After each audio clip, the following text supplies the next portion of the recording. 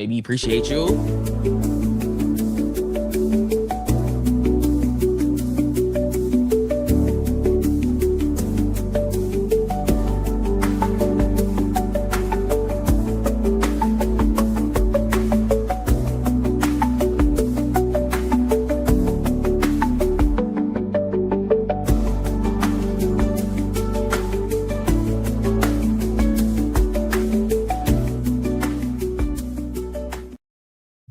What's poppin', dog pound? It's your boy Chef Zay. Welcome back to the Crock Pot. We got news this morning yet again. And you see something like this, you don't even think it's going to be big news. Like Myles Garrett reconstruction contract, and all of a sudden the world is literally on fire. Not just the world, Browns fans are on fire, NFL Twitter is on fire. Everyone has an opinion on this entire Myles Garrett thing. So obviously we're going to unpack that. But before we break that down, make sure you guys drop a like, drop a follow, drop a sub wherever you guys are at. I would greatly appreciate it. But yesterday was March 25th. It was the deadline for the Browns to exercise Myles Garrett option bonuses or whatever, stuff that you wouldn't even really think would be a big deal, right? But of course, they got something figured out, and it instantly went to Browns are trading Myles Garrett. Like we haven't been here before, right? I feel like this is all too familiar territory with Myles Garrett and being traded and things of that nature. But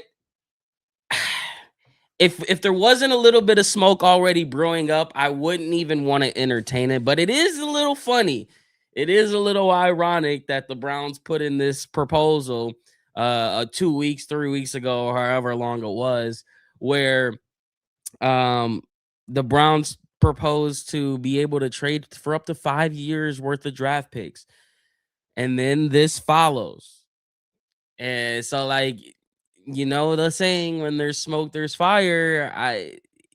Just maybe there could be a little something to it. But we could take a look into these contract details real quick. Why? What is this? Get off of my screen. See, don't piss me off this morning. That's what I'm talking about. So the contract apparently it's a heavy upfront, or not a heavy upfront, but they moved like some guaranteed money. So Jack Duffin, I believe he's on the OBR. He does all the contract breakdown stuff. And here's the money situation and what it affected. Apparently the contract is $8 million of his base salary in 2029, and 2030 was converted into roster bonus, giving the Browns more cap relief in those years. However, it also created cap space moving forward. Every single year, they're talking about, how are the Browns going to have money to do stuff, this and that. Been telling y'all for years that Andrew Berry is a damn wizard with this cap space, is a damn wizard with this money. If you think they're going to get rid of Andrew Berry before this Brook Park thing comes about, you guys are mistakenly, you're crazy, bro. He's too good with this money not to keep him. Now, the trade talk, right? Like, I don't think that the Browns are prepared to move on from Myles Garrett, right? I think that this is all we have to wait and see type of deal. Because if the Browns are serious about contending, and the Browns are serious about winning, and the Browns truly felt like if they adjusted some things on the offensive side of the ball, which is why you did everything this offseason, and bringing in Todd Monken, bringing in a whole new offensive philosophy, and completely retooling the offense. Why would you trade Myles Garrett right now or anytime soon until you at least see what you got going with the new? Like, the Browns aren't just gonna go into this year and be like, yeah, you know what, we're gonna go compete. But before we do that, let's trade Myles Garrett. No, that's not happening. It's not happening. And you can sit here and say because he wants to win. The Browns hold the cards at the end of the day. And if he wants to get traded, it's going to have to make sense for the Browns. And he has a no trade clause, so you can't just ship him off to anywhere, right? You can't just be like, okay, we're going to go send you to Jacksonville and rot or wherever. Well, Jacksonville actually was pretty good last year, but you get my point. If the Browns come out of this gate at 1-6, 1-4, 1-5, that's when you start to have the real conversation. That's when teams are going to be looking up on that back end. And the trade compensation that people were always talking about when you talk about 3 first-round picks. If you're gonna get 3, 4, 5 first-round picks for Myles Garrett, it's gonna be from one of those teams that are gonna be picking in the late 30s, because they're probably going for a Super Bowl. That would put them over the top. So, you're not gonna trade Myles Garrett when you're trying to win for a bunch of late round picks or bunch of late round first round picks until you figure out that it's not going to work. It doesn't make sense to move on from Myles Garrett right now.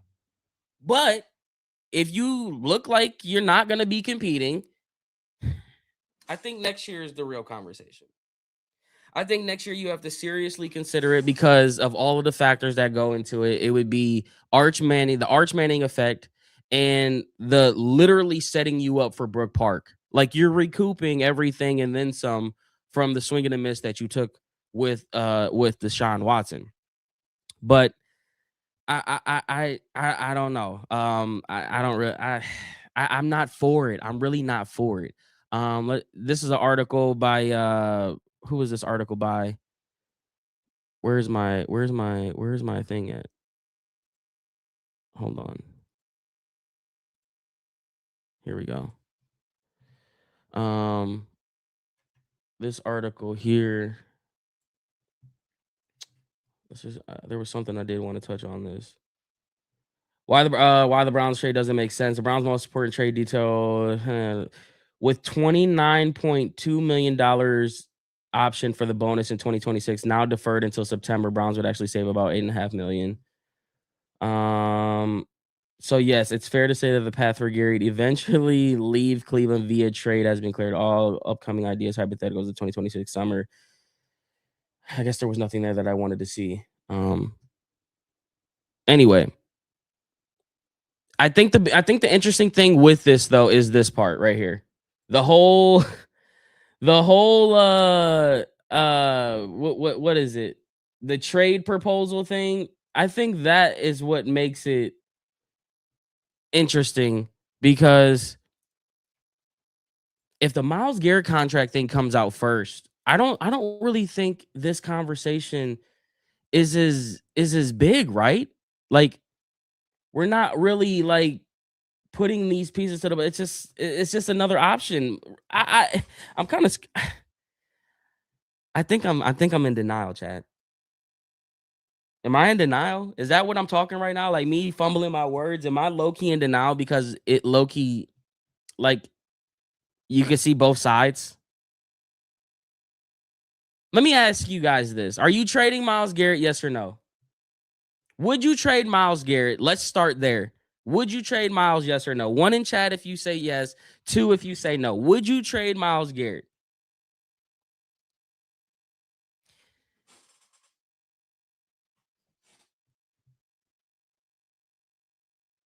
I'm seeing a lot of no's. I'm seeing a lot of sane people right now. I'm seeing a lot of sane people right now. And I'm glad that we're kind of on that same page. Now, let me ask you, would you trade Myles Garrett if you got 4 first round picks and a second and a third? One's yes, two's no.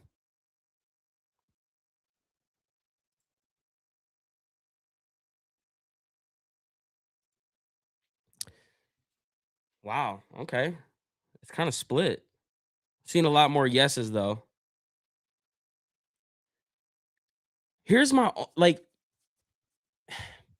I feel like Browns fans are the only ones that have to go through the type of pain and scenarios that we have to go through.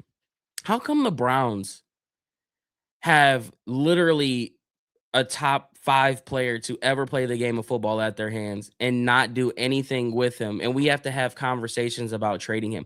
No other team is having conversations about trading Patrick Mahomes or Aaron Donald when he was in his prime, or I mean, Michael Parsons did get traded, which is kind of crazy, but like no one's really having these type of conversations due to the fact that they're not having success.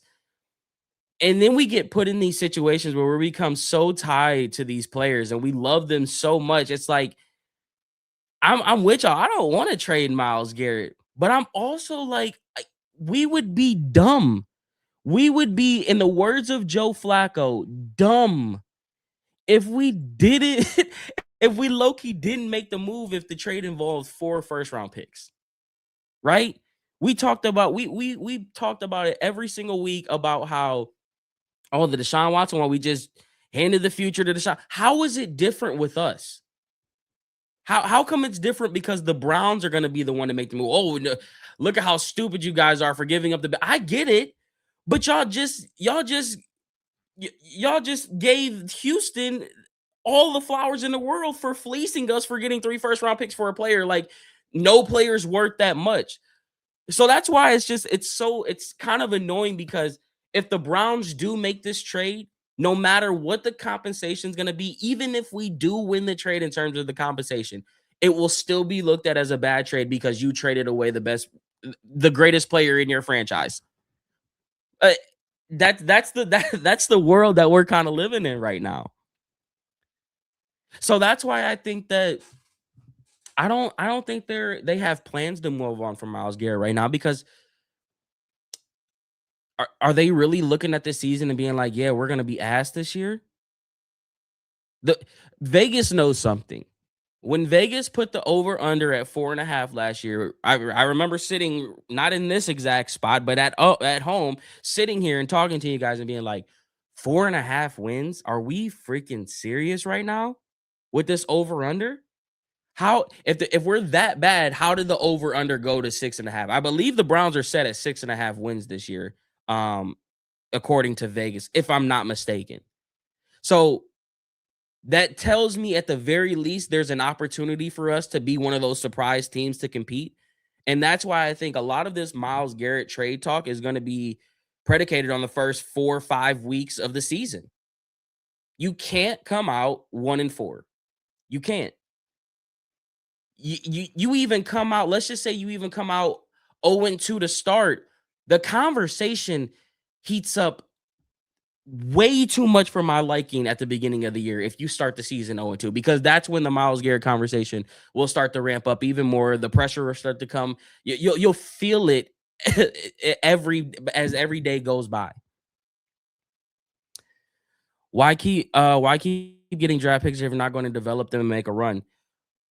I mean, I don't think they're purposely making these draft picks not to develop people, but I think that there's a obvious vision in their mind of what they want to do and what this team should look like moving into Brook Park. And if you're telling them that they can literally retool, I mean, the cornerstone pieces are set. Going into Brook Park, we should have Harold Fannin on a second contract. We should have Q on a second contract. We should have Mason Graham on a second contract. We should have, and whatever quarterback that they are going to bring into Brook Park. So like a lot of your cornerstone pieces are already going to be set in place. If you're getting 4 first-round picks, those are going to be the Carson. Yep, Carson should be under contract. Those are going to be the pieces that you need to build upon those cornerstone pieces. Steph said AFC North Division odds are plus 1,500, which is actually low, which is actually pretty low in my opinion. With a projected over under at 6.5 wins. Exactly. So they know something that we don't know. Alex said he disagrees with me. He thinks that the meter will run rapid with Myles Garrett trades if we start 0-2, but let's just say we improve after that bad start. Those trade discussions die. They do die, but it's on life support. You're going to be hooked up to an oxygen tank every single week. You're going to need to be rotating your oxygen every single week, because all it's going to take is for a loss to respike those conversations back up. And then by that time, you're at week 5, week 6, week 7, right where the trade deadline is going to be at, and that's automatically going to bring news regardless. So the Myles Garrett trade thing will never die. If it was going to die, it would have died with the contract extension this past year, but it didn't. If anything, he's just a vegetable. The talk is a vegetable waiting for it, hoping that it gets some sense of movement back. And that could come with losses. That's going to come with the trade deadline. That's going to come with a lot of different things. So I don't know. They have to win before Brook Park. We won't be able to keep Carson. If not, he'll look at Myles' career. I don't think I don't. It's too early to tell about Carson. I don't think he'd do that. I don't know if Andrew Berry would want to let. I think you're going to see a Carson Schlesinger extension sooner rather than later. They're not going to let that thing go down. If Sam Darnold can leave the Jets as a draft bust and go to win a Super Bowl, I still have faith that Sean can turn things around with the Browns and win. It's interesting that you bring up Deshaun Watson because I'm kind of I'm kind of in I'm kind of intrigued. I'm kind of interested. I know you guys aren't gonna like me saying it. You aren't gonna like me saying it. I'm not against seeing Deshaun Watson with Todd Monken. I'm not because when you hear Jarvis Landry make the comments that he makes, and you just put together all of the pieces to the puzzle, it's like, damn, Jarvis was a consistent 1,000-yard receiver in Miami. You bring in his best friend in OBJ. David Njoku wanted to be traded. We bitched and moaned every single week that Nick Chubb wasn't getting the proper amount of carries. And all of a sudden, you throw in the mix that Deshaun Watson just forgot how to be a quarterback. He forgot how to do all these things. I want to know, especially because obviously we'll never know until it comes out from one of the horse's mouths if Kevin Stefanski truly wanted um or didn't want to make the Deshaun Watson trade. We'll never know that. But we know for a fact that Todd Monken knew that Deshaun Watson was on the roster, and he knew that he was going to be in a quarterback competition with Shedeur Sanders. And you're not just going to put your very first opportunity of being a head coach on the line if you don't think that you can make Deshaun Watson work. And you've seen what he's done with Lamar Jackson. He has a track record history of being an offensive mind who can get the most out of it. There's plenty of tape out there on Monken and that clip that I always go to that says what type of quarterback. Deshaun Watson was at his best when plays broke down. That's when he was a top 3 quarterback in the league, not when he was standing in the pocket delivering. He was at his best when he was out of the pocket. And I'm not trying to hop up. I'm not trying to hype up Deshaun. I'm not trying to say I want him over Shedeur. I'm not trying to favor him or anything. I'm just saying a legitimate quarterback competition. I'm all for it. I am all for seeing Shedeur verse 4. And Shad, I get it. Lamar didn't have 2 Achilles tears. You are 100% right about that. But I mentioned this on the Honor the Land show a couple weeks ago. If you aren't guys tapped into that, go on to Big Play Sports Network, tap into Honor the Land. Me and my boy Max. I talked about it then. I'm beginning to think that these Achilles injuries is the modern day ACL or is the old ACL injuries. Remember back in the day? AP is the prime example. When AP tore his ACL, they told us his career was done. You don't recover from ACL injuries. It's over with. And now you're back from ACL injuries in 6-7 months and moving and doing all this other stuff. That's what the Achilles injuries are now. Aaron Rodgers, Kevin Durant, Jason Tatum is playing basketball. Like, these Achilles injuries aren't as crucial as they once were because of the technology and the way that they're able to do this. So I understand the 2 Achilles tears. You're never going to be the same person that you once were with that. But I'm also not, I also can see that modern day medicine has gotten better and that people are coming back from these Achilles injuries like it's nothing. So I wonder, if you are going to have the quarterback battle, which he told us he's never really picked up, he's never picked who or he's never decided who plays football. The players always decide. I'm very curious to know what is the criteria? What exactly are you grading these quarterbacks on? How are you going to see enough in training camp? What is the preseason going to look like? Are we going to see Deshaun Watson in week 1, week 2, and week 3? Are we going to see Shador week 1, week 2, and 3? Like, how do you go about this quarterback competition? And how did you decide that, hey, you know what? Shador Sanders is ahead of Deshaun, or Deshaun has outplayed Shador when Shador literally just won with a roster that told us we was the worst offense in the league, that won games with one of the worst rosters in the league. So like that's where I'm kind of like I'm gonna be very interested to see how that quarterback battle goes, because we'll know if it's a BS quarterback battle. We'll know if they're favoring one guy over the other. We have too much history, and we literally just saw it this past year of what that looks like. So it won't be hard to pick out. Um, you think Shador Sanders will win though the quarterback competition, because fundamentally we have nothing to lose. If he sucks, we can get Arch. If he's good, then we have something. That's just my view. Regardless, Browns could end the note on 2026 with the best quarterback room between two QB1s and John Watson. True. But what's up with all the press releases of Shador and the pick of Mr. and Mrs. Watson with the wrist up? Where was I at? Was I on live talking about this? Well, I just threw around a little hypothetical scenario. What if Deshaun is okay with being here with Shador? What if Deshaun has been working on his exit plan, and it's just like, yeah, like, you know how that report came out when Kyrie got up out of there and LeBron was like, I was getting ready to hand you the keys to the city type of deal. Like, we all know Deshaun didn't want to be in the land. It took a $230 million guaranteed contract to change his mind to end up signing with the Brown. We know that.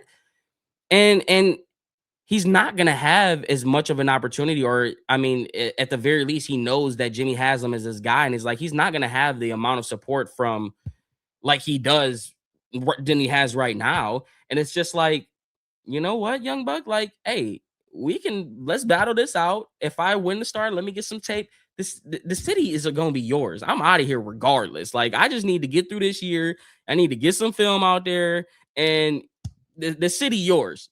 It's like, and when is a year that I think Baker Mayfield is probably the last time that we've gone through a whole year where we only have seen one quarterback. The odds say, history says, we're going to see more than one quarterback again this year. So it's not too far fetched to see Deshaun Watson play the the first few games of the year, or vice versa, and them switch out.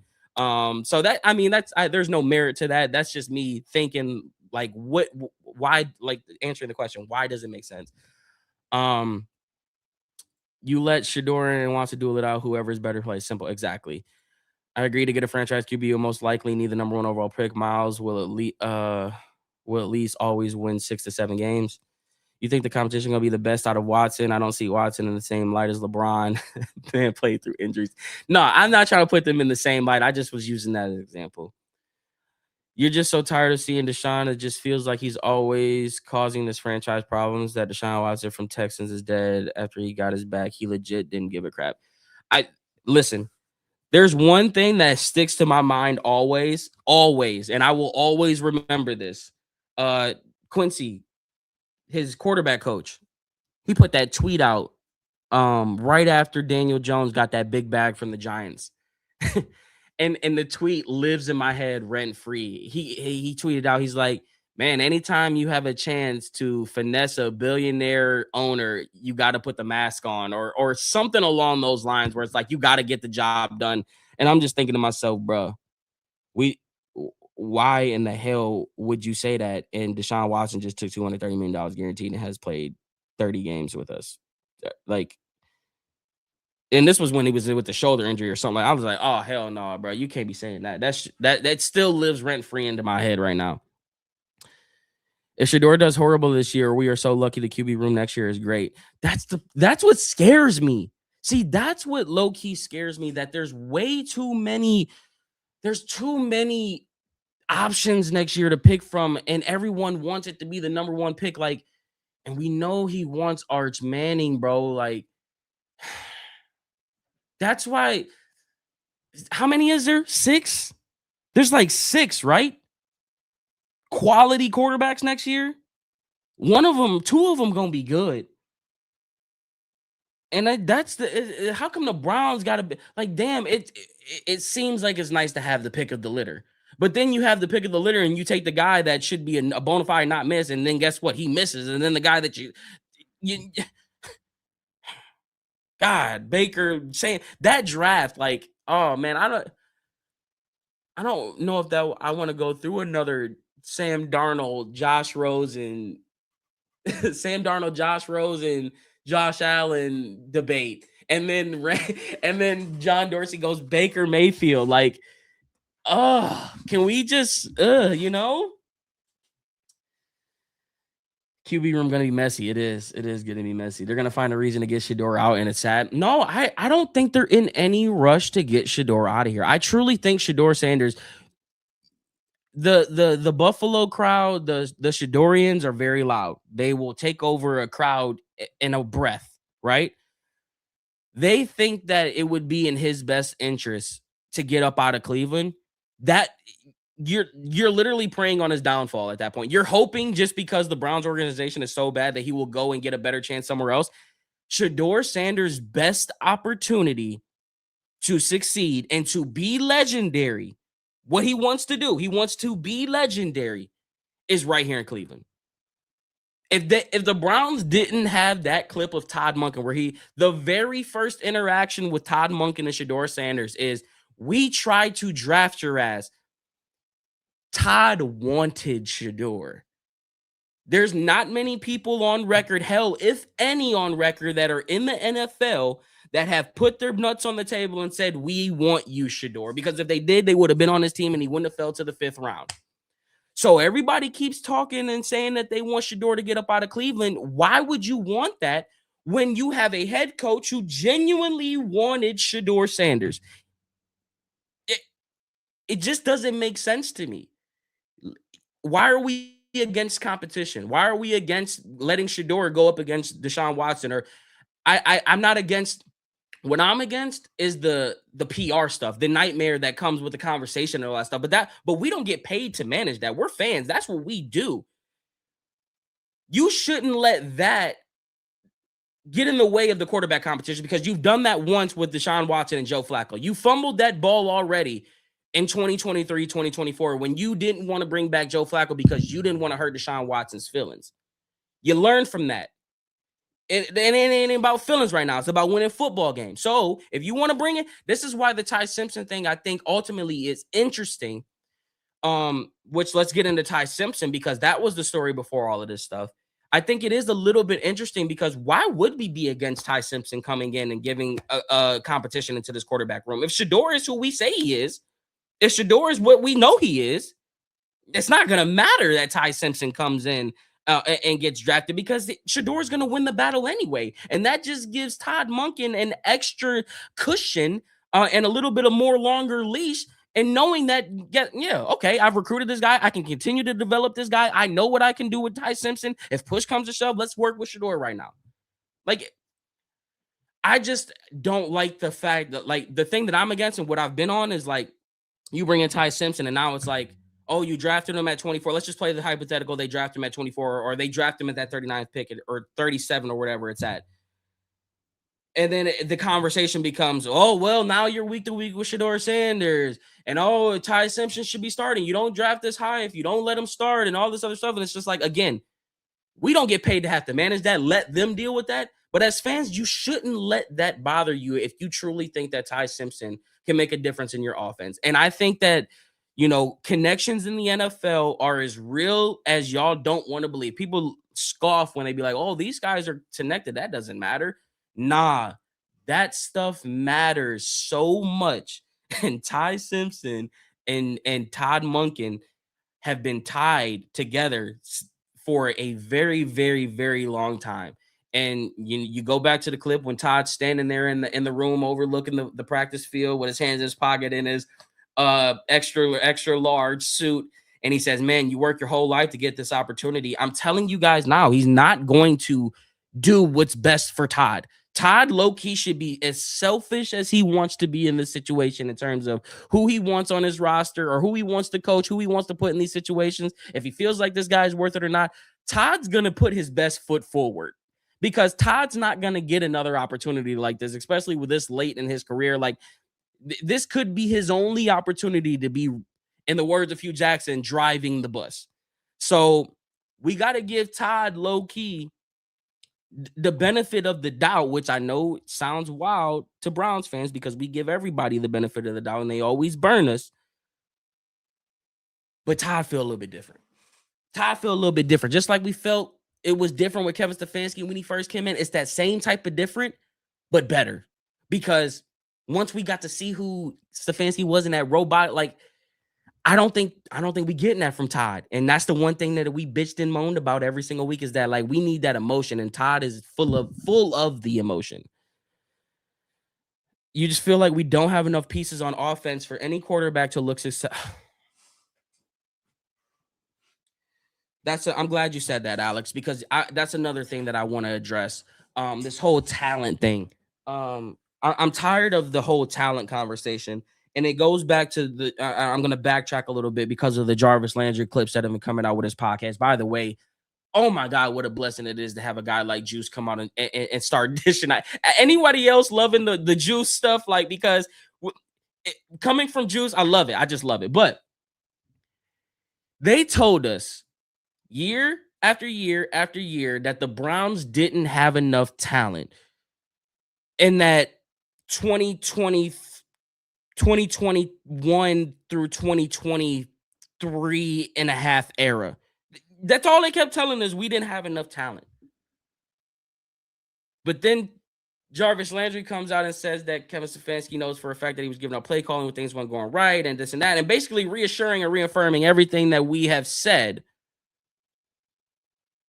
But yet, we've always had the talent. We had Kareem Hunt. We had Nick Chubb. We had David Njoku. We had a top 5 offensive line in the league for multiple years. We had Baker Mayfield. We had Denzel Ward. We had Myles Garrett. We had a young Grant Delpit. You had so many pieces.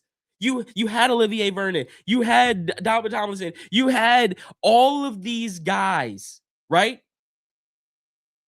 And now we look back at it and be like, damn, we wasted that talent. You just watched Q have lead the league in yards after contact with a dog shit offensive line. You watched Isaiah Bond show some flashes that he can take the top up off the defense. You have a 1,200-yard receiver in Jerry Jeudy. He just so happened to have a down year last year. Like, he's a solid number 2 receiver in the league. That's why we got to go get the number 1, but he is solid number 2. You have Harold Fannin, who is tight end 1 potential. Like, we gonna be looking up next year is Harold Fannin number 2 tight end in the league, number 1 tight end in the league. Like, don't give me this BS that we don't have enough talent when I've watched guys exceed. Like, no one was on the table being like, damn, Rashid Shaheed is this ultimate number 1 weapon. Like, Rashid Shaheed is a speedster guy who could take the hill, is a very unique skill set that you could capitalize on. Seattle figured out how to do it. That's why it was so frustrating with Kevin Stefanski, because you expect him, you brought him in to be this offensive guru, and you expected him to elevate your players and to get the most out of these guys, and he couldn't do that with anybody other than Harrison Bryant. That was the only guy that he's ever got or developed was Harrison Bryant. Todd Monken should be a night and day difference in terms of development, in terms of getting the most out of your players, in terms of looking at them and being like, okay, this guy does this really well. Let's execute that. We should be looking up in Isaiah Bond. We should be like, damn, Isaiah Bond just scored another touchdown on a 40-yard bomb. Yeah, because Todd Monken is designing plays for him to do it. So this again comes back to the leader. You either have faith in Todd Monken or you don't. I, on the other hand, have faith in Todd Monken and what he has done. Like, what was Zay Flowers' stats? I believe Zay Flowers has had some sleeper good stats despite not getting the or not being considered a wide receiver 1. Lamar Jackson, best statistical passing that he's had with under Todd Monken. Derrick Henry still looks like the best damn running back in the league. And I know people are going to point to, well, they didn't give him the ball in the playoffs. I'm not going to knock that. I mean, how many times did Brashard Bateman catch touchdown passes on weeks where he shouldn't? Like, I'm just thinking about players that they utilize. Isaiah Likely. Think about Isaiah Likely. He ended up getting a $30 million bag. They had 2 tight ends that they were getting the most out of. Like, I shouldn't look up and be like, why are we doing double reverse jet sweeps at the 2-yard line? My coach isn't going to be that stupid to not punch the ball up in the end zone. He's going to score the damn ball. So I got faith. I got faith in my coach. None of this matters. You don't have a quarterback. We do have a quarterback. Real talk, Watson's mental wasn't good due to his off-field situations, and it showed. I believe he's in a better place and will get a chance to show it. Now I believe both will play the season. Watts will be a great mentor for him. We're giving an offensive line while giving any quarterback the chance to be the starter. Todd isn't playing with this opportunity, and watch. And that's why again, can we give some credit to Jimmy Haslam and Andrew Berry? Can we give some credit because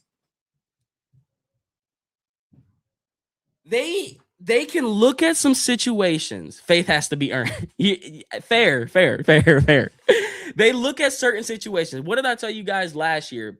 It seemed like Andrew Berry was trying to mimic what the Eagles were doing. And what I meant by that was, sure, the caliber of players aren't the same, but he looked at what the Eagles were doing and on that defensive side of the ball. And that's why we went defense in the draft and we bolstered it up. He mimicked that. And it kind of worked out because your defense was top 2 in the league. This year, he knows the offense needs dire needs. There's a team last year who just retooled their entire offense, and the Browns basically looked at that blueprint, put it in front of them, and said, let's do this. And what do I mean by that? Hey, we've got Deshaun Watson and Shedeur Sanders. Can you deal with this? Yes or no? Todd Monken? Yes, he can deal with that. Okay, we got our head coach. Now, what was our offensive line? It was terrible. Okay, get rid of everybody. We're gonna retool this entire offensive line, and we're gonna make this thing work. Okay, what's next? Luther Burden. We need some more young cats to go with Caleb. Okay, that's the next step. That is the next step.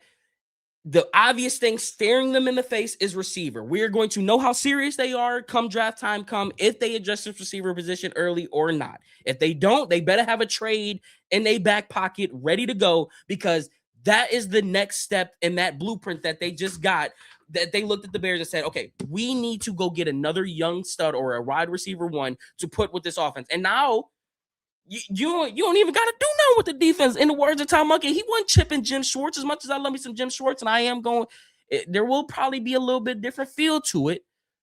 But like the defense is still essentially the same. Sure, you lose out on Devin Bush, but you replace him with a just as fast and just as hungry guy who's been in the Mike Ruttenberg system already.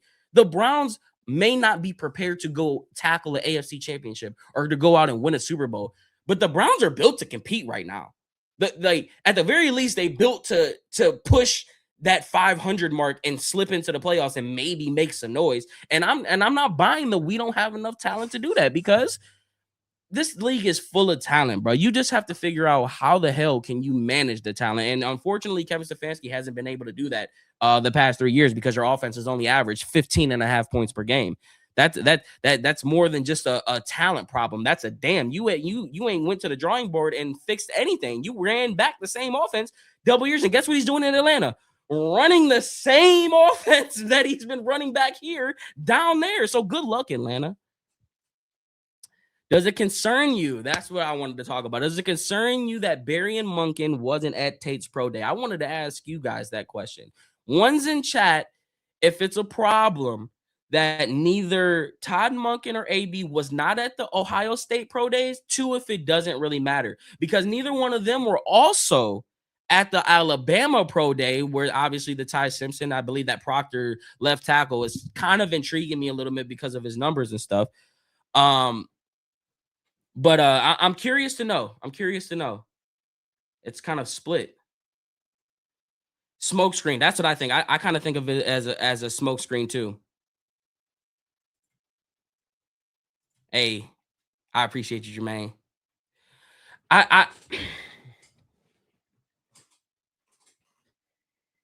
They especially in the Browns community, we are immune to giving credit where credit is due. You have to pull teeth to give credit where credit is due. And how many people last year had the Browns going Mason Graham, Carson Schlesinger, Judkins, the way that they did? There was not. It was all Shador talk. It was all Travis Hunt. It was so much everything. It was literally the complete opposite of what everything we have saw. These boys move different when they got a plan.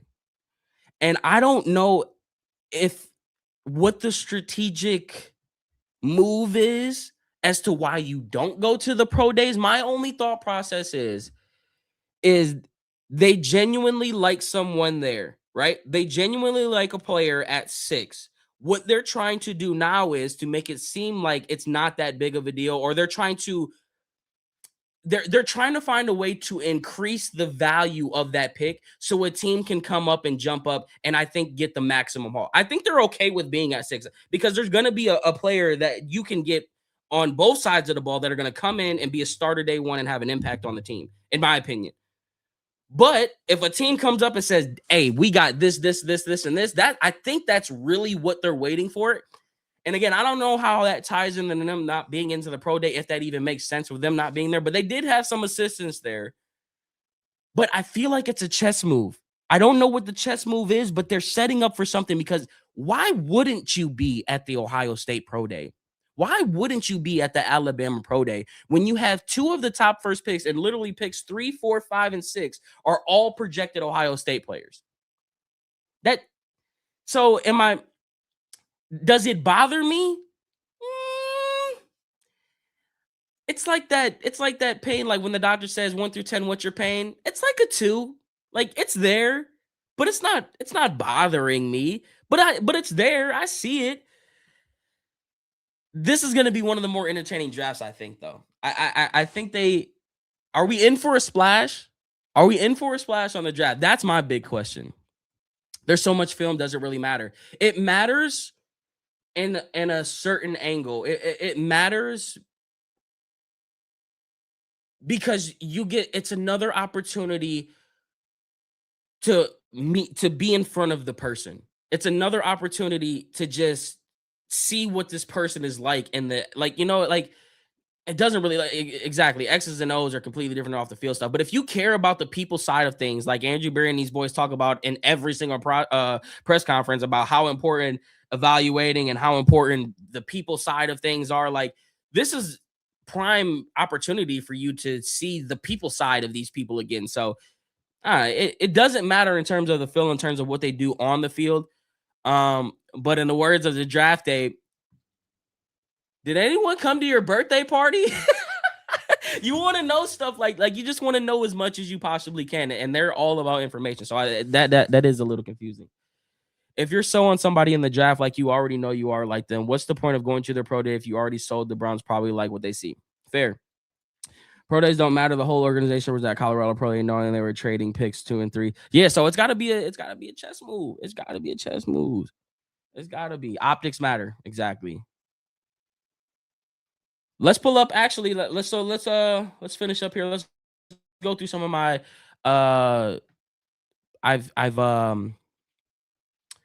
I've bookmarked some tweets and stuff because why not? Because why not, right? Like, let's go through them because it's been crazy this morning. Let's hear what I saw the clip and I haven't watched it yet. I wanted to watch it with you guys, but the headline says that at some point it becomes irresponsible not to trade him. Myles is one of the guys preventing you from getting the first 2 pick. Let's see what they got to say.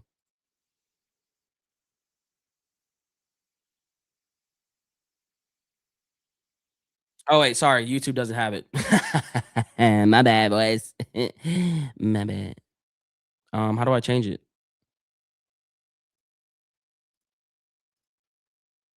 My bad, boys. Okay. All right, take 2. Well, the fact that he's only gotten a chance to play in 3 playoff games, he's got 1 sack in the postseason, and yet when you turn on the TV, you hear about all these great pass rushers in the postseason. And it's not that Myles needs that for his legacy, but it would be a tremendous boost if he wants to go down in history as like the best to ever do it. He's going to need some postseason opportunities, and he just isn't getting them from Cleveland. And see, this is part of it too. I do think they're almost at some point it becomes irresponsible to not trade him, because the Browns are right now, again, when we look at this season, it's been 2 bad years already. It's been most of Myles' career that they've been bad. And they, I guess, sold him on a plan, right? A quarterback plan. Then they ended up taking 2 quarterbacks, a 3rd and a 5th round. They brought in Kenny Pickett. Then they brought in Joe Flacco. And now Shedeur Sanders is starting. Do you think it's irresponsible right now? Do you think it's irresponsible right now? I honestly almost think it is, because Myles is the one guy preventing you from getting the first pick in the draft. He's too good. We saw that last year. I mean, in 2 games at the end of the year where your quarterback didn't even play well. Shedeur did not play well in those final games against the Bengals and the Steelers, and they still won both of them. How many teams are winning games with their quarterback plays like statistic? He mentioned the plan. What was the plan? Because it made me it's making me think now. What if they laid out an exit plan for Myles? What if Myles took the money because they said, hey, we need 2 years. We need 2 more years of you. We will do everything that we can to compete. We'll have an exit plan for you if things don't go accordingly. And that's why we're seeing the proposal for the Browns to trade for the first for those 5 picks. That's why you're seeing the cap space and this whole fiasco and the questions, is Myles Garrett going to get traded? What if this was all part of that plan? And then it was all contingent on the success of the team. Because that, again, we keep thinking checkers, like we keep just thinking 1 move ahead, maybe even 2 moves ahead. But no one's thinking 3 years down the line. No Browns fan is thinking that, because like obviously we're fans. We're living in the moment now. But conversations like this happen behind closed doors all the time. The plan of Shedeur is coming. That could be it too. But again, what if they gave Myles Garrett an out? Because I just like, anytime I always do comparison, those of you that know the movie I'm about to reference, how do you go from petty thug to contract killer? How do you go from doing everything that in your power to get out of Cleveland to saying, I'm going to sign, they're doing everything that they can to win? How do you go from that to this if you weren't told something in between, or there wasn't something in between all of that mess? That's what I don't understand. So I'm going to leave that door open that maybe this was always part of the plan. We need 2 more years out of you, Myles, and if things aren't going accordingly, we'll work on an exit plan for you. That's kind of interesting. This was also interesting. Usually when you see jerseys go on sale, but damn, $60 for a Myles Garrett jersey? Oh no, they acted as if he already off the team. This is never a good sign when you see jerseys go on sale, but then go on sale for literally damn near 70% of it. I saw it. This is fake? Are we sure that this is fake? Because what? I saw this and was like, there's no way. There's no way this is real. But I had to address that because that would have been crazy. That'd have been crazy. I saw this one too. Worst draft class ever for the Browns. Worst draft class ever for the Browns. 2012. They went Trent Richardson in the first round. Guys, if you're old enough to remember this era, I will never forget how excited I was. And the clip that they showed 174 times after he was drafted. You know what clip I'm talking about of Trent Richardson? I know y'all know. The clip where Trent Richardson is running up the sideline and he's right before the touchdown and he goes, doop, doop, doop. Little stutter step makes the dude fall. We thought we hit Adrian Peterson. We thought we hit AP. Oh, I was so damn excited for this draft. And then we doubled it back with Brandon Weeden. I know a lot of people didn't like Brandon Weeden, but it was like, damn, a 28-year-old vet, he gonna be him. Turns out he wasn't him at all. But damn, this actually wasn't Emmanuel Acha. Oh, snap. 2012? Yeah, this draft was pretty bad, bro. I'll never forget the Trent Richardson hype, though. That was one to remember, man. You checked immediately when you seen that post? Oh, okay, that's crazy. I thought it was real. You're old enough to remember Tim Couch. Tim Couch is one of the reasons why I fell in love with football. He is one of the reasons. Got some Carnell Tate footage. I'm sure everybody's already seen this clip 1,000 times. Oh, excuse me, off the line. Oh my gosh. One more time. Good. Oh. 1 of 9.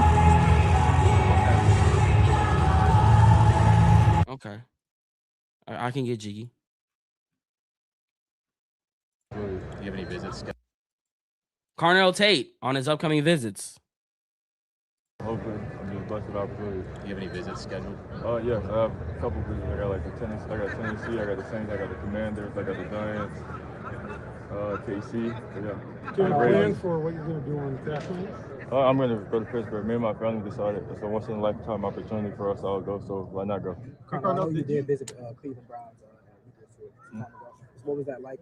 What is it like on a study visit? Oh, they're great coaching staff. Coach Monken, I remember him from he recruited me at Georgia. So yeah, we had a great time to talk about football. They love me, and I love them. Carnell, when you were going through your recruiting process, did you? Oh, we going Tate. Oh, yeah, I didn't even watch the clip. I didn't even hear that. We're going Tate. We're going Tate. I didn't know he recruited him. Why has no one talked about that? Has anyone talked about that? And I just haven't seen it? When the hell why am I just now finding out March 26th at 9:50 in the morning that Todd Monken recruited Carnell Tate? That's why he wasn't there. He know what?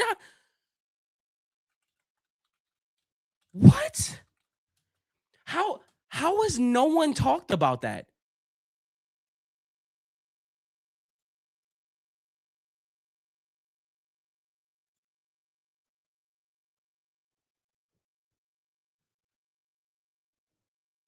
What? So Todd Monken recruited Shador. He recruited Carnell Tate. Is there any other players that we're late about who he's recruited on? Monken got the insider info. Exactly. This is why we put the pieces on the table and we lay them out and we try to put this together. That is good information right there.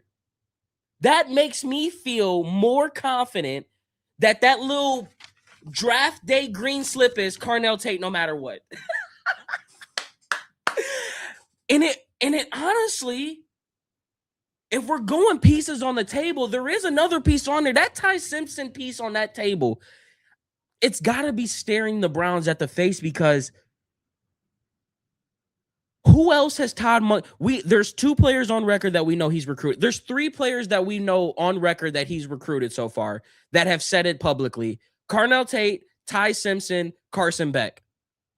Those are the 3, right? Am I missing anyone else who's been on record from just on the top of my mind?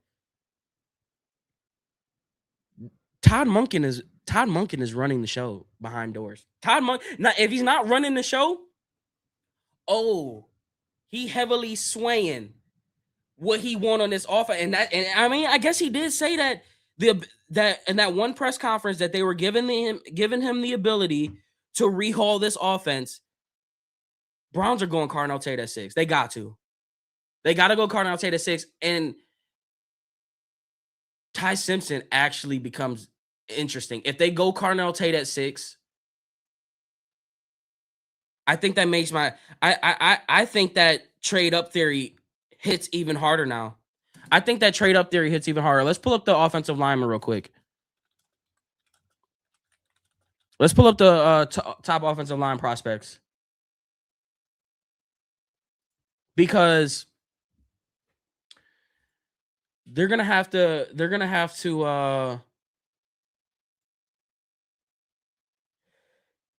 so the Alabama kid is ranked PFF grade 27. He's the 1, 2, 3, 4, 5th best tackle.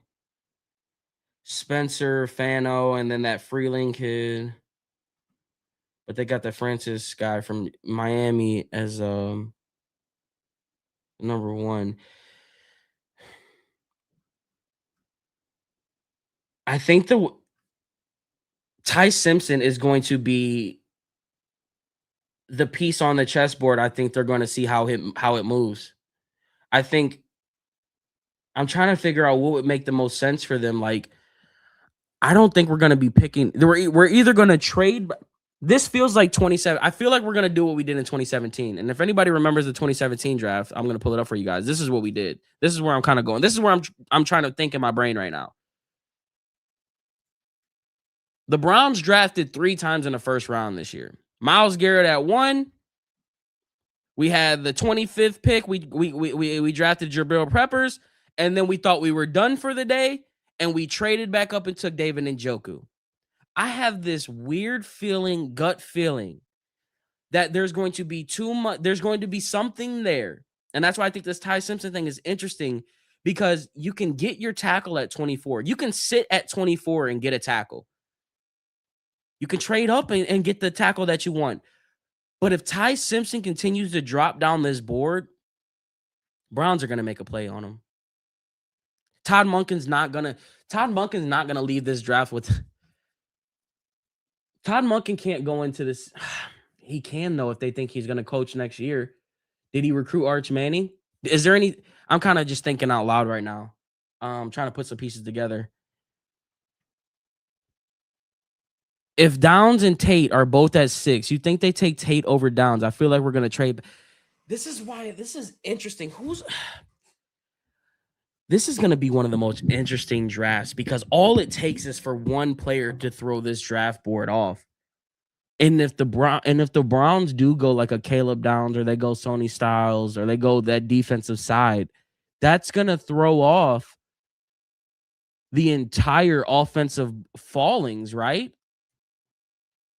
Hold on.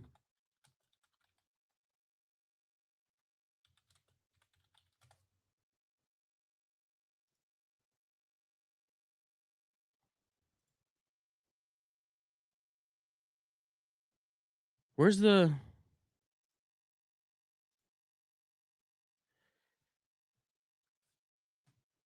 So let's see. Let's kind of just go through this. They got the tackle going. Has that always been there? I thought the Cardinals were tied to Reese. I thought the Cardinals were tied to one of the defensive guys. This all looks kind of different. Spencer Fano. They got us taking Fano at 6.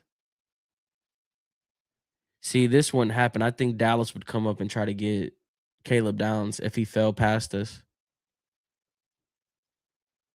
They got us taking Tyson at 24. I actually don't hate this.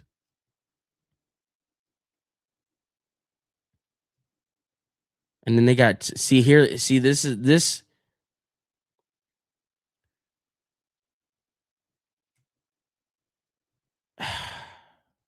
I think they're gonna. It's all gonna be predicated on if Ty Simpson can fall. I think if Ty Simpson can fall, they're gonna make a jump on him. But I think there's too much opportunity in this first round. There's way too much opportunity in this first round, and there's a lot of rumbles. Well, not rumbles, but there's people who feel like, Alabama likes Ty Simpson too. I think. We do inevitably offensive line draft selection. Is there any Iowa guys? Because their offensive line protects pretty good. There's no way they go after quarterback at this draft, at least not early. How long is Todd Monken's leash? See, if they go quarterback in this year's draft, that kind of tells me that Todd Monken don't got that long of a leash. Because if you go quarterback, you're going to end up seeing that quarterback and your job's going to be on the line. You'll have probably like another year or two after that. But if you don't go quarterback this year, they're going to let Todd Monken get a crack at this. Because I can't imagine they just said, "Hey, you get 1 year. You get Shador and Deshaun. And if you can't convince yourself on a quarterback, sorry. We're on to the next." But if you come in, you draft Ty Simpson, none of the quarterback, Shador and don't work out, and Ty Simpson looks like a flop. Like, you really, I don't know how they maneuver. I'm glad I don't get paid to do that, because it's a low-key a tough scenario to be in if you're Todd Monken or if you're Andrew Berry, if you're any of these guys in this short window with Brook Park over your shoulder. Brook Park being over the shoulder is so intimidating for anyone that is employed by the Cleveland Browns. Jeremiah Smith next year. As much as I want Jeremiah Smith, they will never be in conversation. Like, the Jeremiah Smith thing feels like top quarterbacks in Cleveland Browns. Like, it's not. For some reason, it just doesn't go. It just doesn't mix. Jeremiah Smith is going to. Hold on. What if the? Oh man, I hate all season and I hate hypotheticals. What if the Browns traded 5? What if the Browns got 4 first-round picks for Myles Garrett in a second? Let's just say 4 first in a second. What if they ended up getting that? And 2 of those picks come from. You'll have what, 2-3 first-round picks next year. You could, bro. Oh my God. I don't want to entertain the Myles Garrett trade, but the more and more I sit here and think about it, do you know what you could do? Do you know what you could do with 4 first-round picks? You could get Smith. You could get Manning.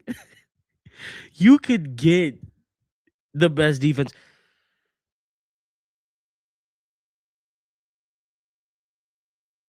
Oh, man. I don't want to think about it because I'd rather win. I'd rather win. I'm sorry. I'd rather win now. Would you rather win? Would you rather win now and not have a future, or would you rather win now and then 5 years down the road you're like, damn, we're trash? Or would you rather just be saying like, hey, we got a first round pick. Hey, this is the year. Hey, this is the year. Like, I'd rather win now. I'd rather win now. So as cute as that sounds, as I just made that sound, I want to win now. The goal is to win, not to play, hey, hover. I'm not talking myself into it. I'm not. Trading Myles does no good for your franchise in the short term when you claim that you are serious about winning. You can't. You're just lying to us.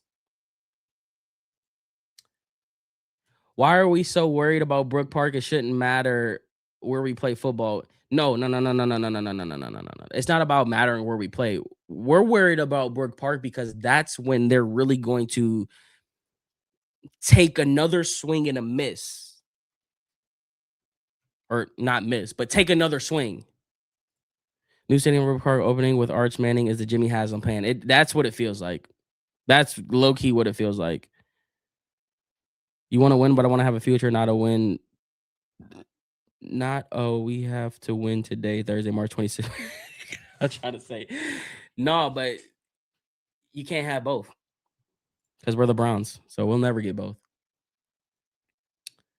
I think this year is a prelude to next year, no matter what. They could trade back, get picks next year, but I also feel like the picks they're gonna be meaningful players. I mean, again, Andrew Berry is coming off the best draft that he's ever had. No question. I mean, all the momentum is on Andrew Berry's side right now. So it should be interesting. Is there anything else that I want to touch on before? Anything else you guys want me to touch on before I get up off of here? We talked about AB. We talked about that. We talked about Deshaun Watson. I think we talked about why have we not went after Harrison. I don't know where it was. I didn't see the clip, but someone said that there was a trade proposal hypothetical for, I believe it was Grant Delpit and a third for Marvin Harrison. Did anyone else see that? I didn't see it. But when I saw someone commented, I was like, my initial reaction is hell no, because I'm a Grant Delpit guy. Like, I love Grant Delpit. He's one of my favorite players. But then I was also thinking, I was like, damn, you can get Marvin Harrison, who everyone was projecting that in a trade would probably warrant a first round pick or early second. You can get him for a player who was already feels like it's going to be in a trade conversation, and get Marvin with a chip on his shoulder. I wouldn't be opposed to that. He would instantly be wide receiver number 1 here. I know a lot of people are saying that he's trash, or what did somebody say? Because he sucks. No, I don't think he sucks. But it could be something I'd entertain. We were just talking. We were talking about just one more year of pooping the pants for Browns won't be in the end of the world. Trading Garrett, Zay, you convinced me to prepare for them. I didn't want to do that, but I mean, I can see both sides of it. Oh my gosh, Peyton and Harrison dad, bro, what? Manning to Harrison part 2? Oh my gosh, it's happening. It's happening. Could you imagine? Why would you put that in my head? I didn't even think about that. Oh my gosh. Arch Manning to Harrison. Manning to Harrison in 2026. Who would have ever thunked it? Could you imagine? I would be here for it. If you ain't hip to the Manning Harrison connection, you're too young. You need to go Google Peyton Manning and Marvin Harrison. Let's resurrect it. I heard when the combine was going on that the draft were Cardinals and Saints, Brass and Carter on Marvin Harrison and all that. Oh yeah, I remember that. I remember that report. All right, boys. That's gonna do it for this episode. Make sure you guys like, follow, subscribe, do all that fun stuff. If there's any other major big news that comes out, we're gonna have to go live. But I appreciate you guys for locking on in and talking Browns with your boy.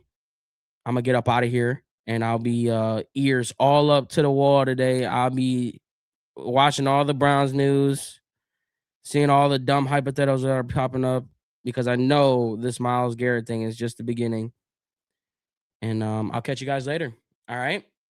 Oh, my coffee. Yeah, that coffee's cold. I forgot all about it. So thanks, Ray. But I'll catch you guys up on the next one. Make sure you guys like and follow, subscribe, and here we go, Brownies. Here we go. Peace. I'll catch you guys later. Oh, not leave studio. End. Damn, I got to get better with this. End the stream. Bye.